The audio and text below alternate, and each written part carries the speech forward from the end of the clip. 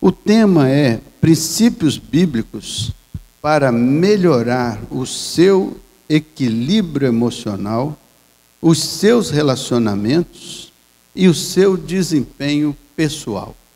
Então, são princípios bíblicos para melhorar sua experiência, seu equilíbrio emocional, princípios bíblicos que vão ajudar você a construir melhor os seus relacionamentos e princípios bíblicos que vão ajudar você a melhorar o seu desempenho como pessoa, sua performance pessoal.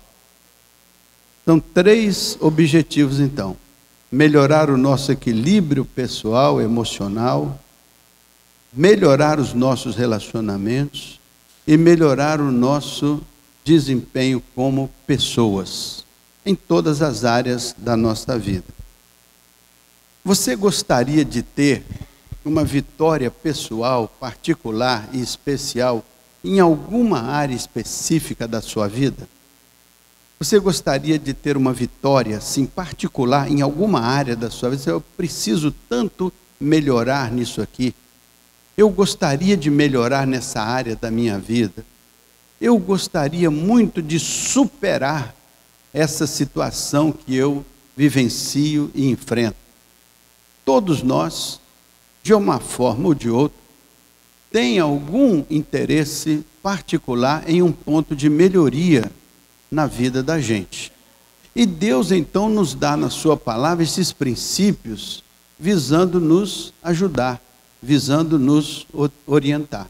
Então, princípios bíblicos para uma vida ainda melhor.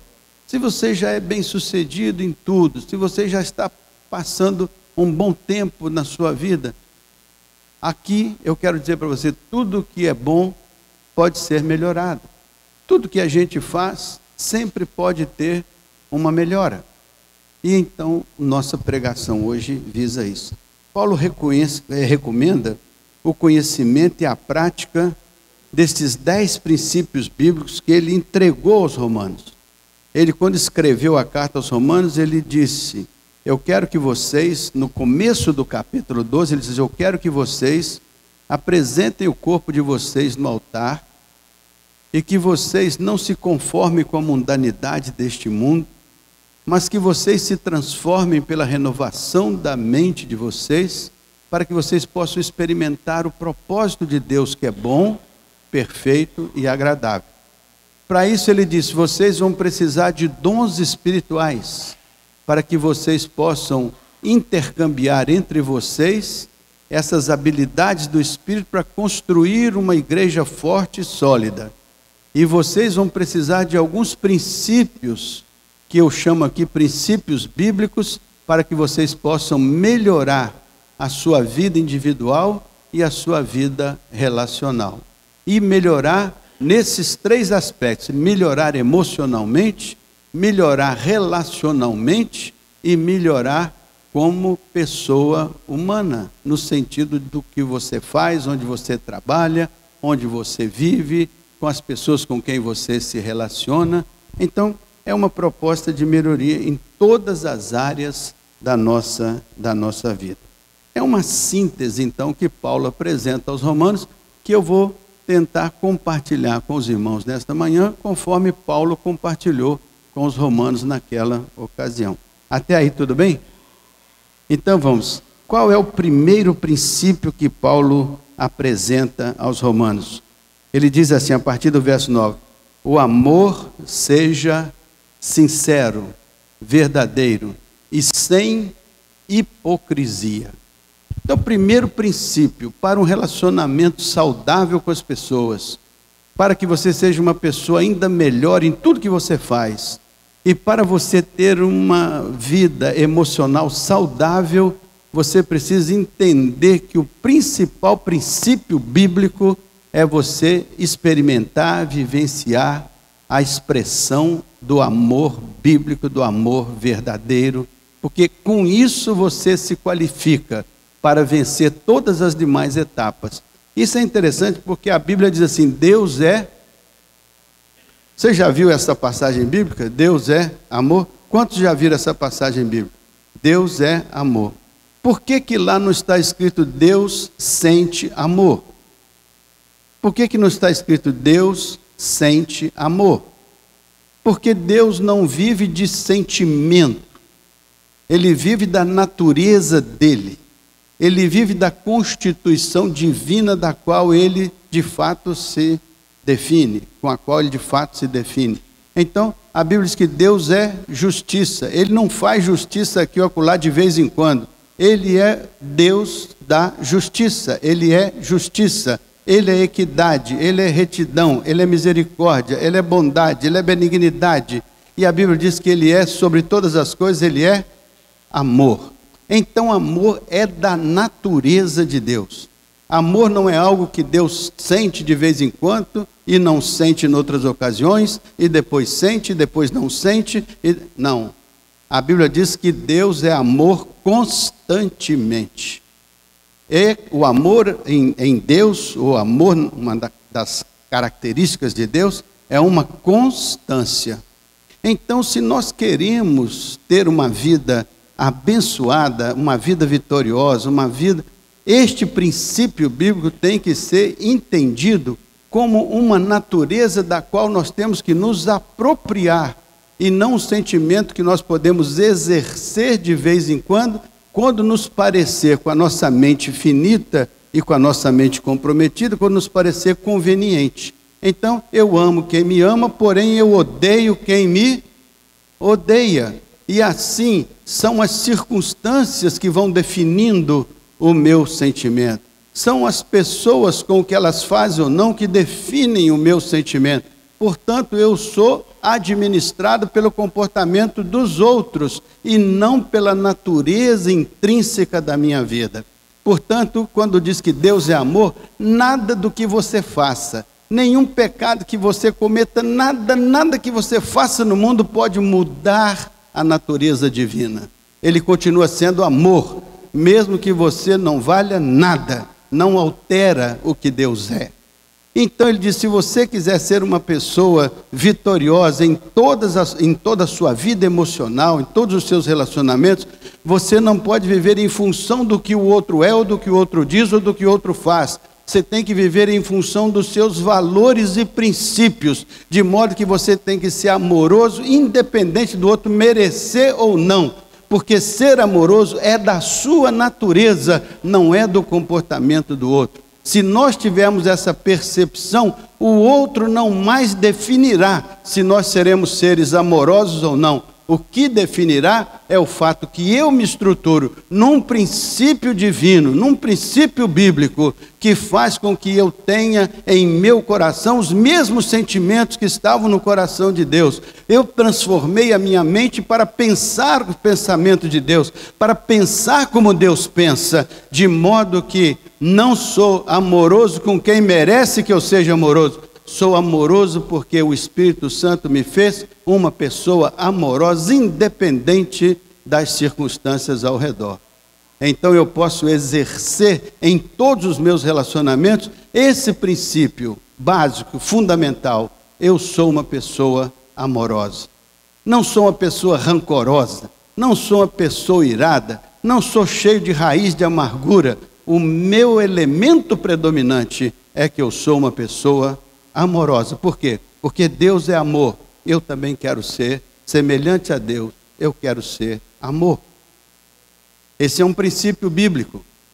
É muito difícil na atual conjuntura que você pense como Deus, porque em geral a gente tem a mente animal, terrena e diabólica.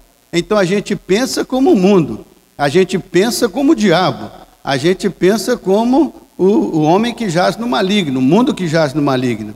Porque lá é bateu, levou. Lá é vou dar o troco. Lá é vou espetar do jeito que eu fui espetado. É uma causa e efeito dentro de um mundo que jaz no maligno.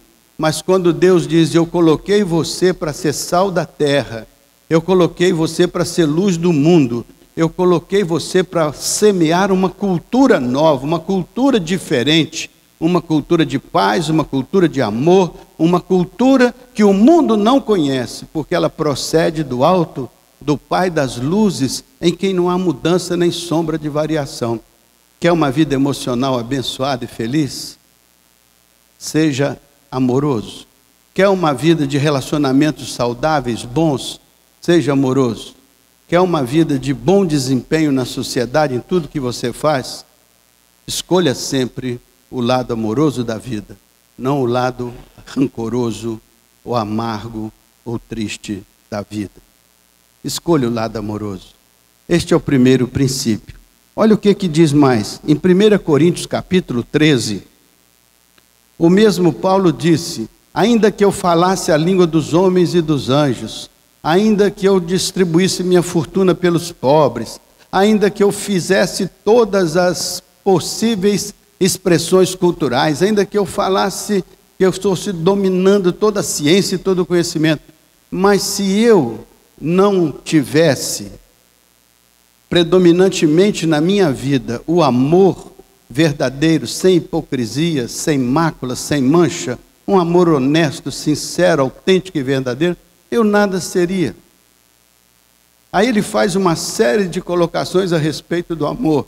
E por fim ele termina assim: quando eu era menino, eu falava como menino, eu agia como menino, eu tinha a estatura de menino, mas quando eu amadureci, quando eu cheguei a ser homem, superei a condição de menino. Por isso Paulo fala de uma evolução desde a meninice, a infantilidade, até a maturidade. E o amor também é assim. Uma vez que nós escolhemos o amor, a gente vai aprender o ato de amar, porque é também uma maturidade emocional, uma maturidade espiritual, uma maturidade de entendimento e compreensão de que escolher o amor é mais inteligente e mais sensato do que escolher o ódio, a revolta e a violência. Escolher o amor é, pois, escolher o que é o coração de Deus, é escolher Deus. Deus é amor.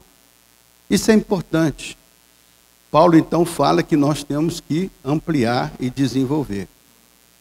Ontem eu estava falando com os casais de um escritor famoso chamado Erich Fromm. Ele, na verdade, foi um psicanalista importante. Ele morreu há alguns anos, mas ele escreveu muitos livros. Um deles foi A Arte de Amar, onde ele destaca que o verdadeiro conteúdo do amor está fundamentado em 3 pilares. O primeiro pilar é: quem de fato ama, respeita. Quem de fato ama tem profunda responsabilidade em relação ao objeto amado. E quem de fato ama, cuida do objeto amado. Então, amor é respeito, responsabilidade e cuidado. Então, é isso que está no coração de Deus. Deus tem um profundo respeito pela obra que Ele criou como ápice da sua criação. Sabia que Deus tem um profundo respeito por você? Ele não invade a sua vida, Ele não violenta a sua vida, Ele sinaliza para você o caminho da vitória, mas Ele respeita as suas escolhas insensatas. Isso é uma tremenda responsabilidade, um tremendo respeito, porque Deus sabe que você tem a chance de fazer a escolha errada, mas por amor Ele respeita os seus passos. E quando você se dá conta, porque Ele também cuida de você, cuida da sua criação, você se dá conta, Ele é perdoador, misericordioso, restaurador, e Ele te dá a chance de se recuperar como pessoa. E o amor que sempre marcou a relação de Deus com você é o mesmo que vai te alcançar e te salvar e te constranger, porque a Bíblia diz que o amor de Deus nos constrange. O amor é essa característica espetacular e fundamental, não é isso? Deus prova o seu amor para conosco, tendo morrido por nós, sendo nós ainda pecadores. Olha esse versículo bíblico. Deus prova o seu amor para conosco, em que Cristo morreu por nós, sendo nós ainda pecadores. Então, Ele não precisou deixar de sermos pecadores para nos amar. Ele nos amou mesmo ainda sendo pecadores. E foi por isso que Ele entregou seu Filho por nós. E foi por esse amor que ele demonstrou que nós alcançamos a bênção da salvação. Então o amor transcende. A Bíblia diz, sabe por que nós amamos a Deus? Porque Ele nos amou primeiro. Então o amor gera, portanto, se você quer um relacionamento saudável, se você quer uma vida vitoriosa, abençoada, se você quer emocionalmente superar esses traumas provenientes dos estresses, das angústias, das raivas, dos ódios, entenda que o amor gera uma contrapartida semelhante. Portanto, semear o amor, semear esse sentimento de respeito, de responsabilidade, de cuidado, vai fazer com que isso frutifique. E a árvore frutifica segundo a sua espécie. A árvore frutifica segundo a sua espécie. Se você plantar esta semente, se você plantar esta árvore, certamente que ela frutificará segundo a espécie da semente plantada. Por isso que é princípio bíblico que você viva pelo amor. Se tiver que fazer uma escolha, escolha o amor, porque você está escolhendo a natureza de Deus. Deus é amor. Então esse é o primeiro princípio que Paulo falou com os romanos. Se vocês querem uma vida abençoada, uma vida vitoriosa, uma vida que possa ser transcendente a estas questões primárias, vocês têm que começar pelo amor. E que ele seja não fingido. Não é um amor fingido, não é um amor hipócrita, não é um amor, não é um amor que se nomeia amor, mas que na essência não é nada disso. É um amor de verdade mesmo, para valer. Quando você for provado, é isso que você vai demonstrar. É o quanto você é capaz de amar. Outro dia eu li um provérbio interessante de uma cultura oriental que dizia assim: a gente tem que aprender a ser como o sândalo, que acaba por perfumar o machado que o fere. Às vezes a gente vai ter dificuldade de viver isso. Mas quem disse que o cristianismo é uma coisa fácil e simples de viver? Às vezes a gente vai ter dificuldade de fazer essa escolha. Mas quem disse que o discipulado é uma coisa simples e fácil? Às vezes nós vamos ter que escolher esse caminho, mas quem disse que esse caminho é o caminho largo? Esse é o estreito. É o difícil, mas esse é o caminho que o Senhor disse que vai terminar em vida, em vitória. Então, sobre tudo que tenhamos que escolher, escolhamos o amor de Deus, que excede todo entendimento. Ele guardará as nossas vidas, assim como a paz de Deus, assim como a justiça de Deus, assim como a retidão de Deus. Faz sentido para os irmãos? Então, pronto. Vamos passar para o segundo princípio. Se o primeiro princípio é o amor, o segundo princípio que Paulo diz aqui é muito interessante. Detestai o mal, apegando-vos ao bem. Então o segundo princípio é a ética.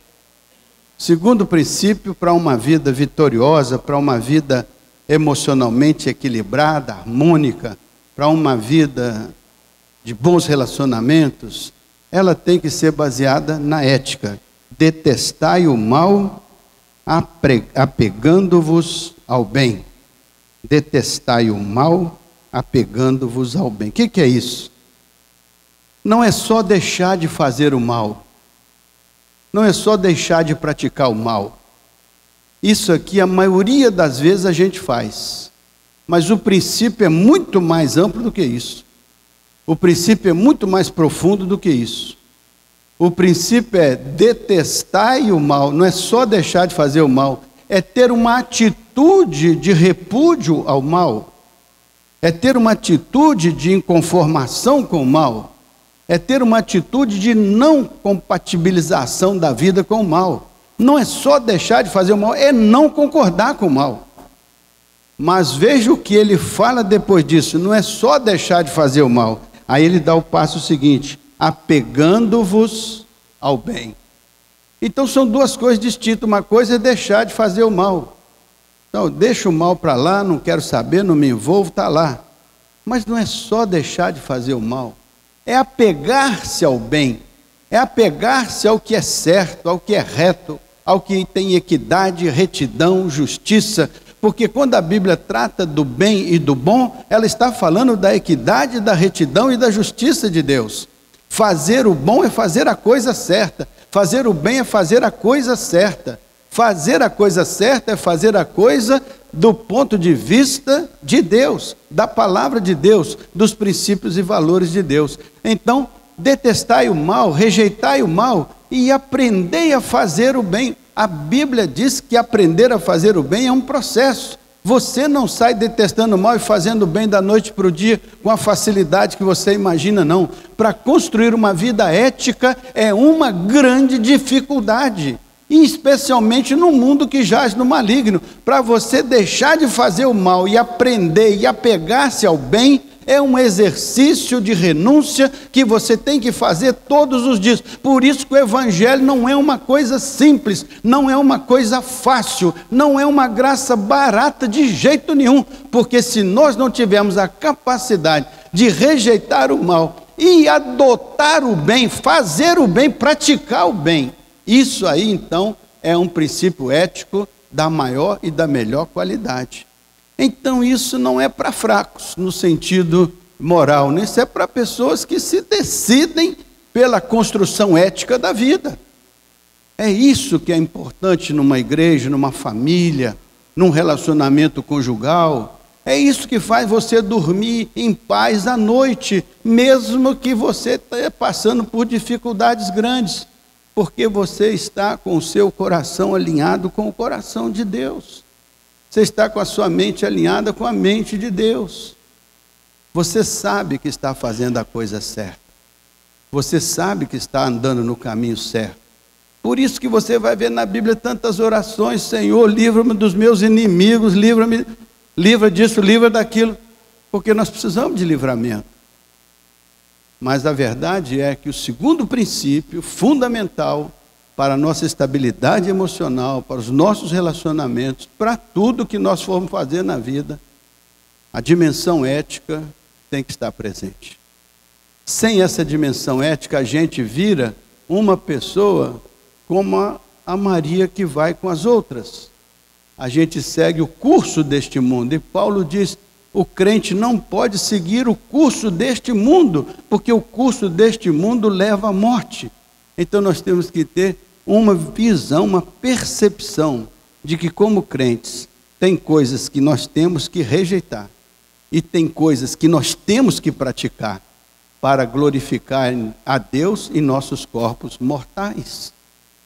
Então, segundo princípio, parece fácil, mas eu digo a vocês, não é fácil. É um desafio para uma igreja que queira seguir a palavra do Senhor, os princípios do Senhor, andar nos caminhos do Senhor.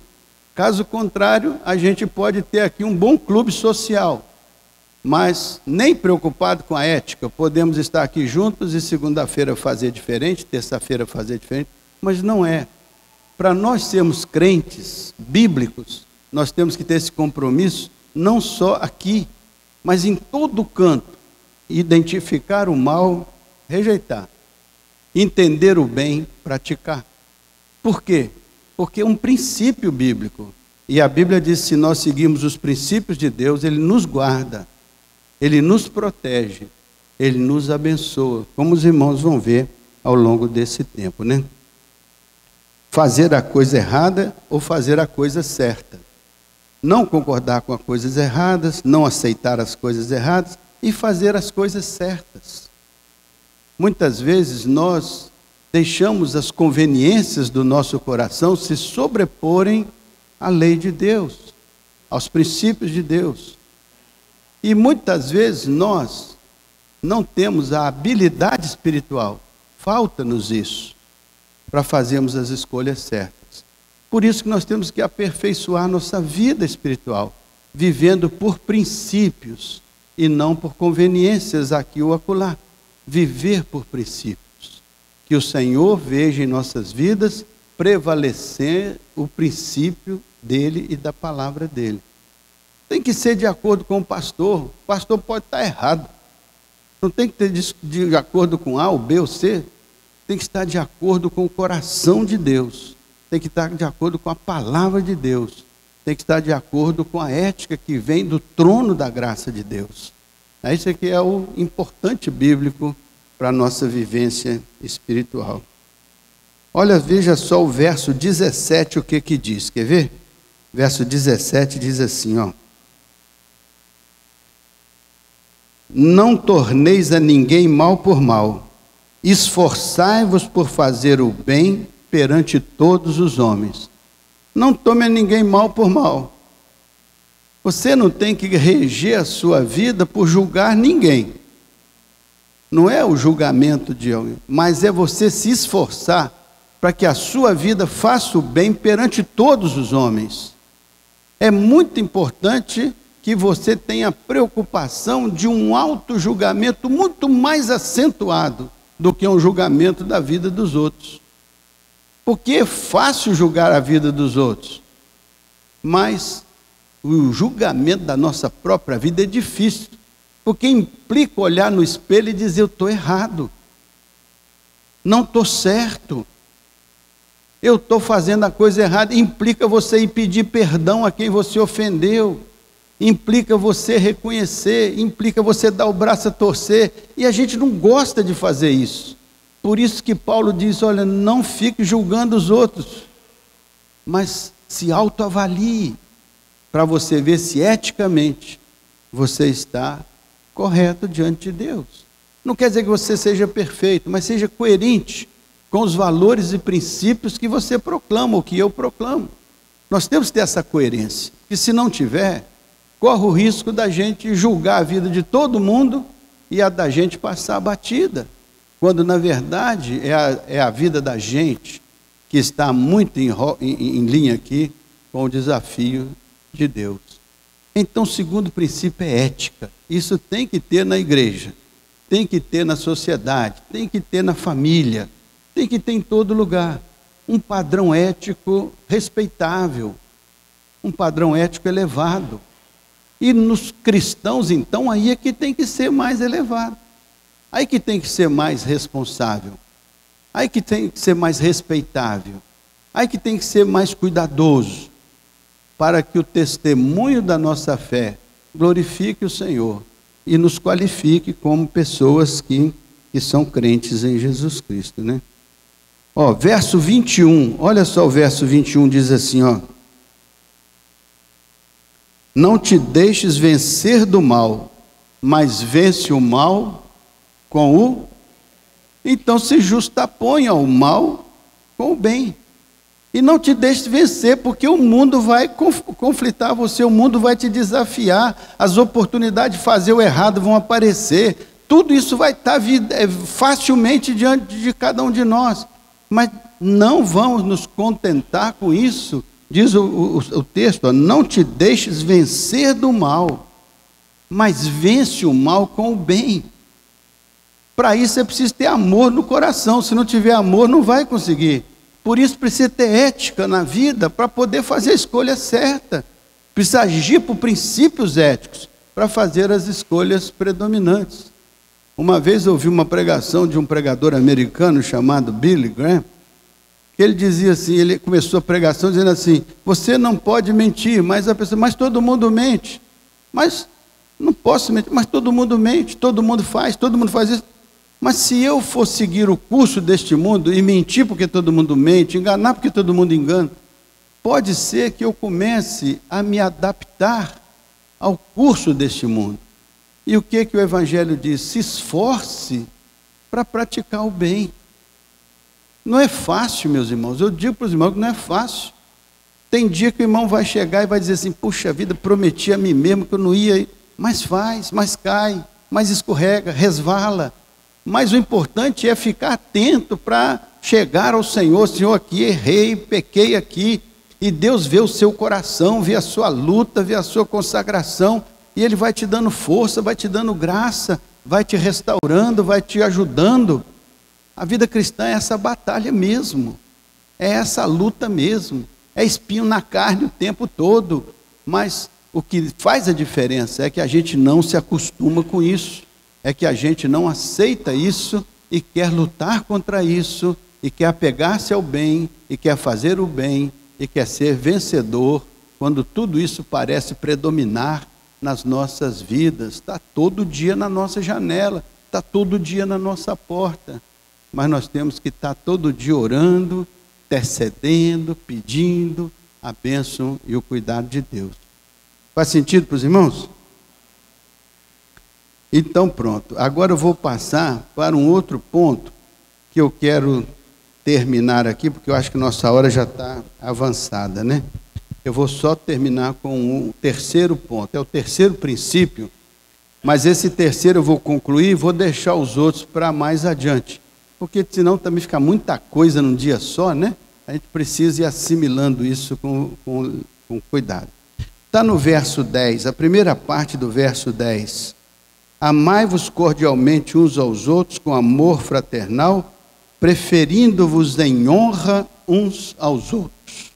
Esse é um outro princípio fundamental. Se o amor é um princípio básico, basilar, se a ética é um princípio de comportamento inquestionável, então a honra é outro princípio importante. Paulo diz, preferindo-vos em honra uns aos outros. Então, nós temos que saber honrar as pessoas. Respeitar, honra e respeito são palavras similares. Você tem que honrar as pessoas. Preferindo-vos em honra, ou seja, se alguém tem que ser honrado entre eu e fulano, que prioritariamente seja honrado fulano. Eu venho em segundo lugar. Preferindo-vos em honra uns aos outros. Então, criar essa mutualidade com base na honra que cada pessoa deve receber de cada um de nós, como princípio, honrar as pessoas, respeitar as pessoas na sua singularidade, na sua individualidade, respeitar as pessoas, honrar as pessoas. Isso é fundamental na nossa relação cristã. Por isso que a Bíblia diz, honrar, um dos mandamentos do Senhor é que nós tenhamos que honrar os nossos pais, não é isso? Honra teu pai e honra tua mãe. Para quê? Para que tudo te vá bem e você tenha vida longa. Então a honra tem a ver com essa longevidade. Quando você honra, você está criando condições para que as relações se estendam, para que as relações se estabeleçam harmoniosamente, para que as relações se estabeleçam cordialmente, para que as relações se estabeleçam de uma maneira de fraternidade, de cordialidade. Porque ele diz assim, amai-vos cordialmente. Um amor cordial precede o considerar o outro em honra. Amar cordialmente é precedente de honrar o outro. Eu honro o outro quando eu amo, quando eu respeito, quando eu cuido, mesmo que eu não concorde. Outro dia vi uma dedicatória de um livro que eu achei espetacular. Dedico este livro a Vitor, que não concorda comigo em nada, mas é meu amigo em tudo.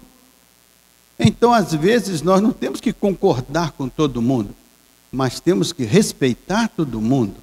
Temos que respeitar a individualidade, temos que respeitar a singularidade e temos que, de coração, honrar as pessoas, respeitar a pessoa. Agora, isso implica que eu não tenho que concordar com o mal. Isso implica que eu tenho que fazer o bem, fazer a coisa certa.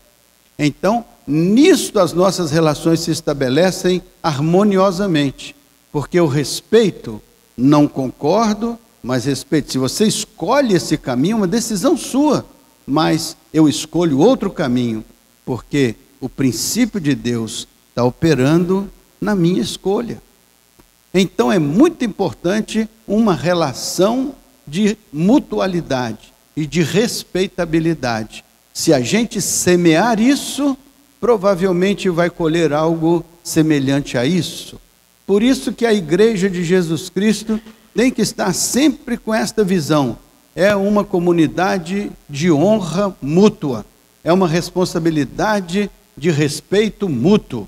É uma comunidade onde as pessoas têm um amor fraternal, têm uma cordialidade, mas que elas, embora pensem diferente, embora sintam diferente, elas preservam o direito de cada pessoa ter a sua individualidade e preservam o direito de cada qual fazer um justo juízo daquilo que entende ser princípio de Deus ou coisas erradas em relação aos princípios de Deus.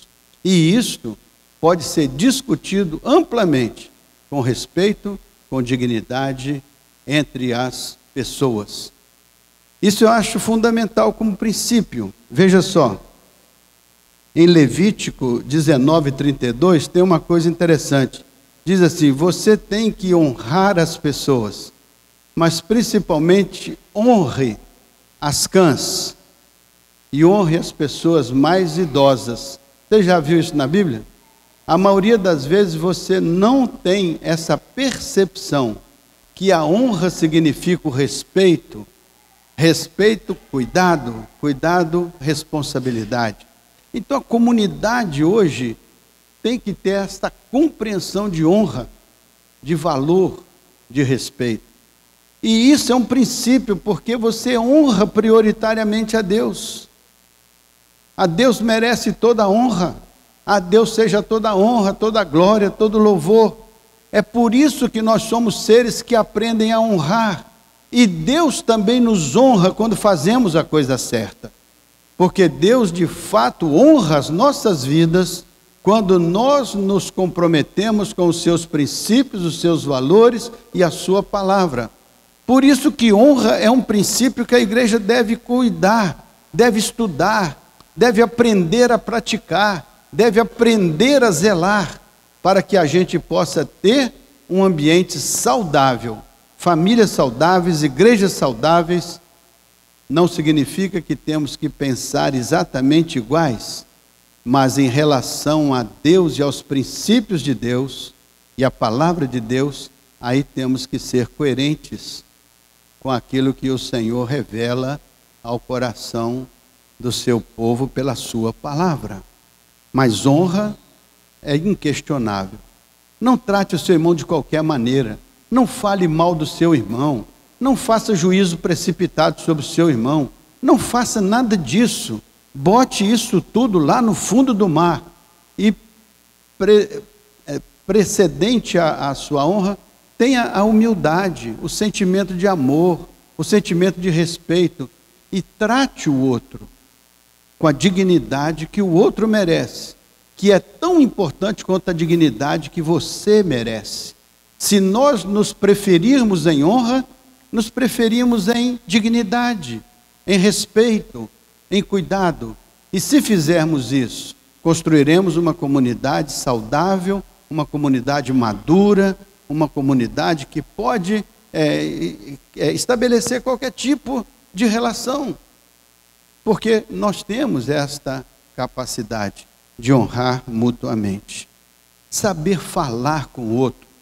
Às vezes, nós podemos até ter a sensação de bondade no coração, mas não sabemos falar com o outro, agredimos, falamos da maneira errada, falamos com dúvidas, falamos criando situações que magoam, que entristecem, falamos palavras de baixo significado, de significado menos apreciável, né?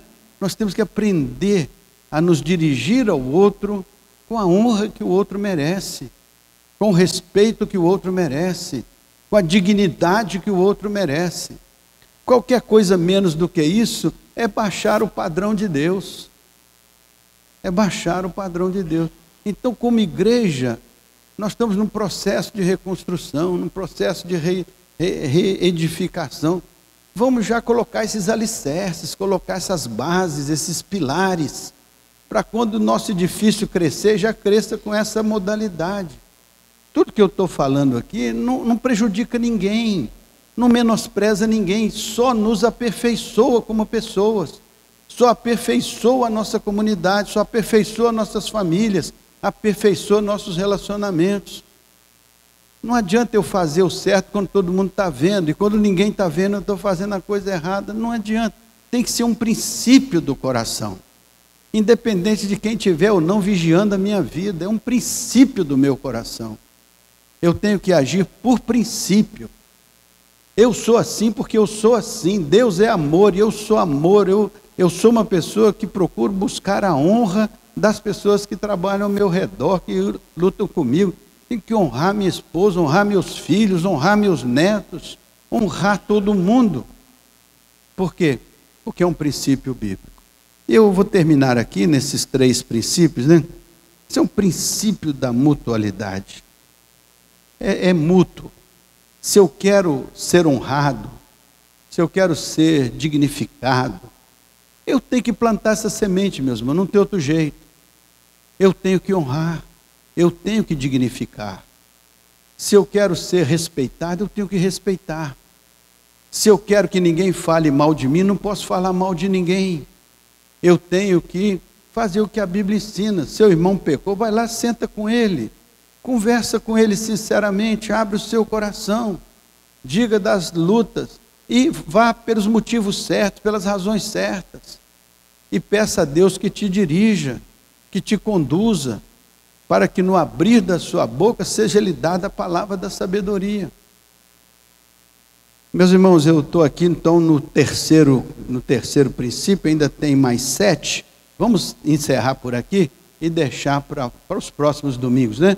A gente vai construindo essa identidade cristã, essa identidade batista, né? Essa identidade da Igreja Batista da Alvorada.